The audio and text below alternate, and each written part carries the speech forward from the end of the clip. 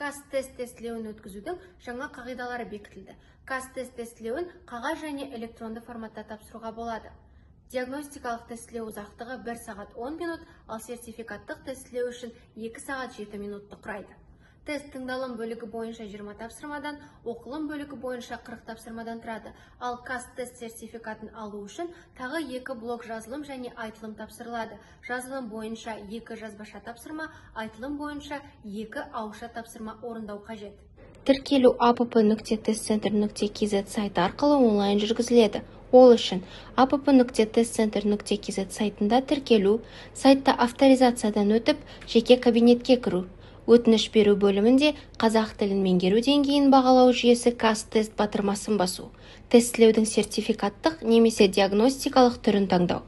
Жеке мәліметтерді тексеру керек. Ары қарай тестілеу параметрлерін толтыру қажет.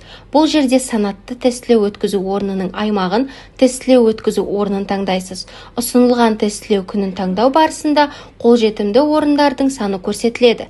Биометрия үшін фотосурет қосу керек. Келісемін деген жерге құс белгісін қойып, өтінім жіберу түймесін басу қажет. Соңғы қадамда тестілеу үшін төлем жасалады. Менің іс-әрекетім бөлімінде өтініш пайда болады. Тест тапсырушы өтінішті өңдей алады, жоя алады, тестілеу үшін төлем жасай алады.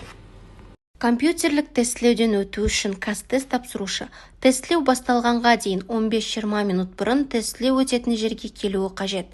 Тест тапсырушының жеке куәлігі немесе төлқұжаты болуы тиіс. Барлық тыйым салған заттарды жәшікте қалдыру қажет.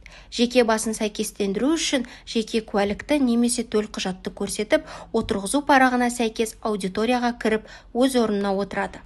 Тестілеуге кіргізу аяқталғаннан кейін аудитория бойынша кезекшінің нұсқаулығын тыңдайды. Тестілеу жүйесіне кіру үшін ЖСН енгізіп, биометриядан өтеді. Тестілеу жүйесіне кіргеннен кейін тестіленушінің деректері көрсетіледі. Тестілеу түрі, аты жөні, ЖСН, тапсыру тілі, тестілеу бөліктері. Тест тапсырушы деректердің дұрыстығын растау батырмасын басады. Ары қарай тестілеу ережесімен танысып, тестілеуді жалғастыруға келісім беріп, тестілеуді бастау батырмасын басу қажет. Тестілеу жүйесінің пайдаланушы интерфейсі өте қарапайым және ыңғайлы. Терезеде тестіленушінің аты жөні және тестілеу уақыты кері санақ көрсетілген. Келесі тапсырма, алдыңғы тапсырма, келесі бөлік, алдыңғы бөлік сияқты батырмалар бар.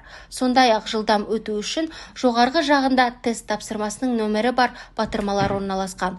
Орындалатын тапсырмада бөліктің атауы және тапсырма нөмірі көрсетіледі. Барлық тапсырмаларды орындаған соң тестілеуді аяқтау қажет. Казтест нәтижелері тестіленушінің жеке кабинетінде Астана қаласы үшін 3 күн ішінде, басқа өңірлер үшін 15 күн ішінде қолжетімді болады. Сәттілік!